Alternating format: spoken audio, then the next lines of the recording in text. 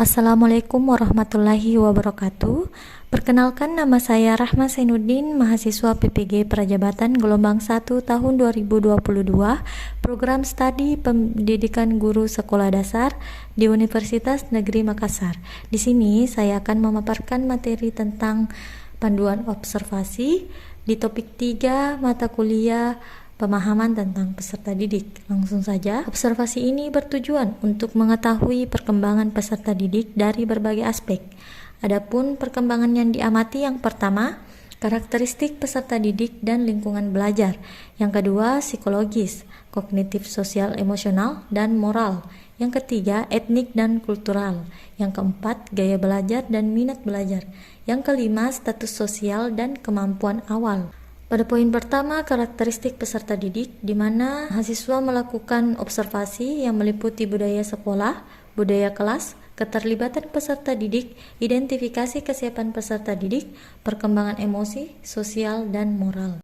Terdapat 3 halaman, terakhir terdapat kesimpulan serta tanda tangan dari dosen pembimbing dan guru pamong. Yang kedua, lingkungan belajar. Lingkungan belajar adalah semua kondisi yang mempengaruhi tingkah laku subjek yang terlibat di dalam pembelajaran, terutama guru dan peserta didik sebagai ujung tombak proses pembelajaran di sekolah. Adapun sasaran observasi yang dilakukan oleh mahasiswa PPG, yang pertama latar belakang sosial ekonomi murid, yang kedua kualitas pembelajaran di kelas, yang ketiga refleksi dan perbaikan pembelajaran oleh guru, yang keempat kepemimpinan instruksional, yang kelima iklim keamanan di satuan pendidikan, yang keenam iklim kebinekaan di satuan pendidikan, yang ketujuh iklim kesetaraan gender, yang kedelapan iklim inklusivitas, yang kesembilan dukungan orang tua dan murid terhadap program satuan pendidikan.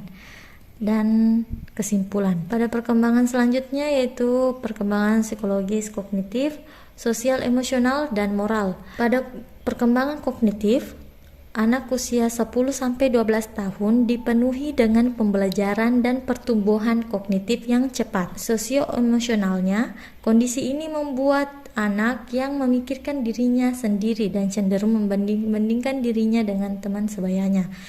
Yang ketiga, moral, sudah mengenal konsep moralitas seperti kejujuran, keadilan, dan kehormatan. Adapun pada lampiran perkembangan kognitif, di sini mahasiswa diminta untuk mewawancarai guru pamong tentang perkembangan kognitif peserta didik, seperti bagaimana rata-rata kemampuan kognitif yang dimiliki peserta didik di kelas, siapa saja peserta didik yang termasuk di atas rata-rata, dan siapa saja peserta didik yang termasuk di bawah rata-rata. Selanjutnya pada sosio-emosional, di sini peserta didik diminta untuk mengisi angket perkembangan sosio-emosional sesuai dengan yang terjadi pada diri anak tersebut, yaitu mengisi 15 pernyataan yang ada, seperti saya berusaha untuk tidak melakukan hal yang bersifat negatif.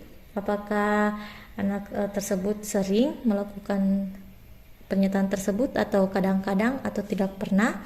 Di sini anak memberikan tanda checklist pada kolom yang sesuai dengan jawabannya. Angket perkembangan moral, peserta didik diminta untuk mengisi angket. Ada 10 pernyataan dan siswa memberikan tanda centang atau checklist pada kolom yang sesuai dengan jawabannya. Selanjutnya, poin 3, etnik dan kultural.